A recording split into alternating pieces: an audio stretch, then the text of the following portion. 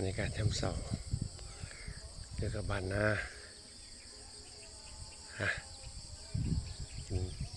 โอนตินกินกาแฟจักหน่อยโอ้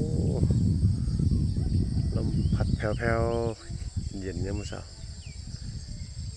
บรรยากาศเกี่ยวกับบ้านเกี่ยวกับนาเฮาในช่วงเตรียมฤดูกาลปรับปลูกปี69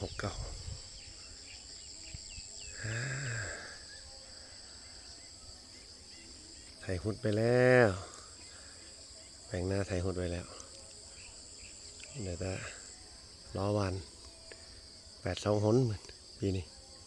เรียกว่าสิจะรอไปกันประมาณสิ้นเดือนมิถุนายน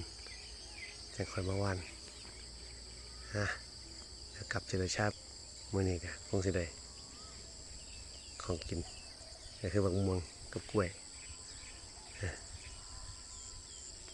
ไปกินอยู่ศิลาชาติไปฝากหมูฝากพวกน้ำยามมื้อเช้า7:30 7 โมงรูปแบบบรรยากาศ